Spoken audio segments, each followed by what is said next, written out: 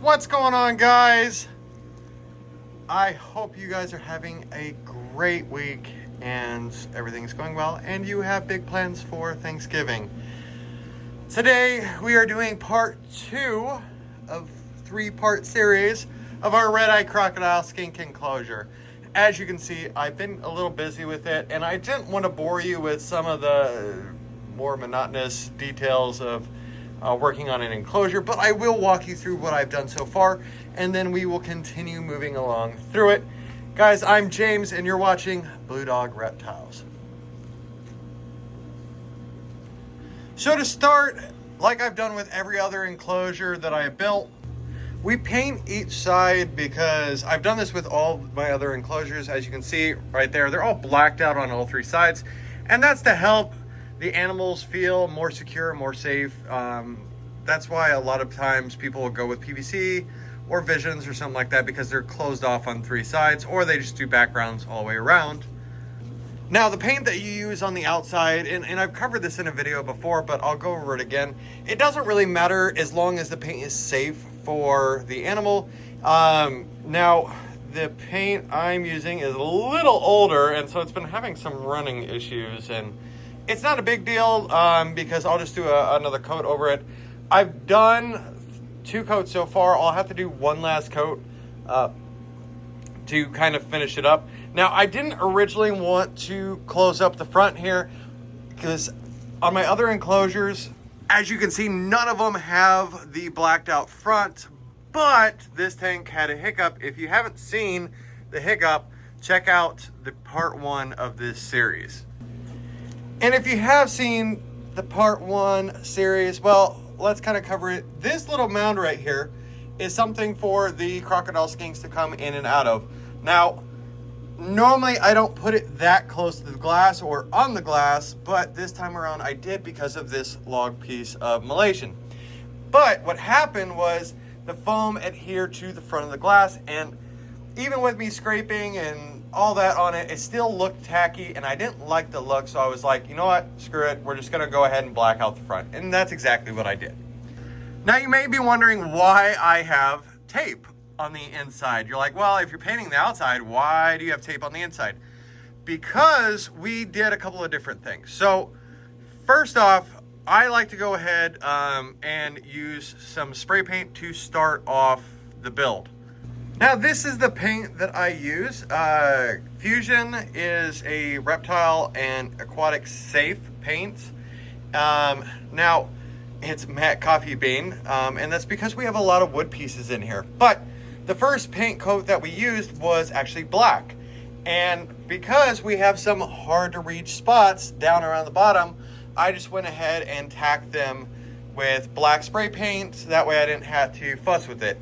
Now, I also went through and sealed all of the wood with dry lock, and it's just a clear dry lock. I went through and spray painted everything black.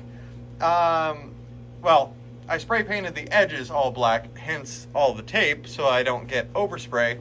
And then I went through and used a paintbrush to actually paint everything black. And then I went over the top of that with clear dry lock. That way it would seal all of the foam in, especially the foam that's underwater. Now, what we're going to do next is we're going to give it a little bit of highlight. Now, bear with me because we're going to do this one-handed. So now that I have all the black, what I want to do is I want to go through and I just want to add, make sure that, before I do this, make sure that you're in a ventilated area because this can get very congested. So all I'm going to do is I'm doing light highlights of brown. Now, why I'm doing this is because I'm trying to make it look natural. Now, you're like, well, are you just dry locking and painting it? Are you not going to cocoa it? You're not going to put moss in it? Actually, yes, I am. I'm doing this because sometimes you can end up with blemishes in the cocoa, and I like to have an undercoatment. Now, do you need to do this? No. If you're doing just cocoa, you don't have to go through this step, but I like to do this step. Now, next up is I'm actually using green. Now, green is a little bit more crazy. This is a forest green. And this I like to add because it adds a little bit of moss appearance. Now, one thing you notice is that green stands out like a sore thumb. So, and this is where it gets kind of, you have to go back and forth. So now I'm gonna go through with the brown to hide a fair amount of the green. And you're like, James, this just seems unnecessary. Yeah, I mean, everybody builds enclosures differently. So you see how it blends in more. It's not as predominant. There's a little spot back there. Now, once I'm done spray painting, then I'll go through and I'll remove all this tape. So once all this settles down, I will go through here and actually let's do that now. We can go ahead and remove tape. And just like that, all the tape is gone. Now, you notice that the misting heads still have tape on them and they will remain covered until we are completely done. Now, you can see what I mean about overspray. When you use spray paint cans, you can see how that is thick and durable on there. Am I worried about removing that? No. The biggest thing is I didn't want it getting up to the screen and causing the screen not to be able to be removed. But when we start doing cocoa on this, all of this will be hidden all the way around. And it allows some abrasiveness so that the adhesive that we're gonna use binds to it. Now, the nice thing about spray paint is it dries really quickly versus other paints that you may be waiting on for a few hours. But you can definitely see down here like all that spray paint. Now, am I worried about cleaning up that overspray? No, I'm not, because it's gonna be covered in substrate. Now, I did add something, which is that hole right there. That is actually going to be for filtration to allow the water to flow back and forth between the front to the back. And that is actually what we're gonna work on today, is we're gonna get that going, and then we are going to build our drainage layer and everything back there.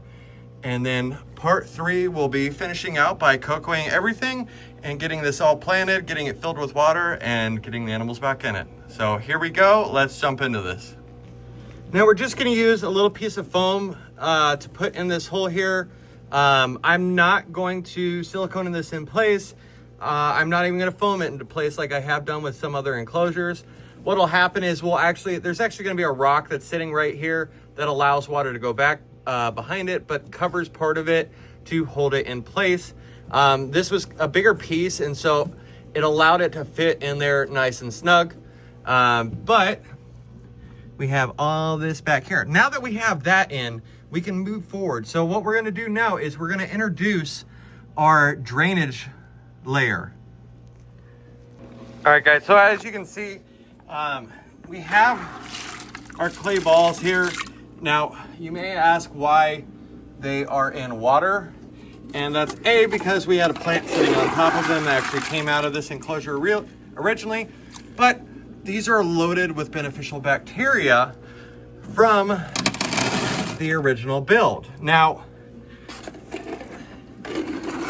am I worried if a little water comes through? No, I'm not. Obviously, as we're putting it back there, we're filling it up quite a bit because we want to cover. Now, what is that? Now, I forgot about that. So that is actually the drain for this enclosure, and that was part of the reason why we were redoing it, is because we wanted to incorporate a drain. I should actually probably go back and plug it in. All right, we are all set. So now it won't drain out the back if there's water in here. And that was one of the issues we had with the other bigger enclosures. Now, if you're worried about water too, you can strain all of this out and whatnot. But I don't care if a little bit of, dead leaves or old leaf litter gets put in there, because it's just beneficial for the plants that are going to be going on top of it. We're gonna drain out some of that excess water, but got that put in. All right, let's jump ahead. Now we have it all filled up. What we're gonna do next is, we didn't fill it completely because we wanna leave that hiding spot open. That's gonna be filled with dirt so that the crocodile skinks have a place to go away. Now this is the original liner that was in here. We're gonna reuse it because there's nothing wrong with it. So we're gonna go ahead and cut that up and get it in there. We got the liner in there just like that. Now, if you end up cutting it and it's a little large, no biggie, I typically like to cut them a little big so that I can trim them down to fit exactly in there. If they're a little small, then just cut a little section and just fill in the little gap for you. But that's it for today, guys. I hope you enjoyed this video. You can see it's drying right there, and it'll be ready for a third coat soon. Let us know what you guys think down in the comments below. Make sure to stick around for part 3, the final part. And as always, guys, thanks for watching. Stay beautiful and stay safe.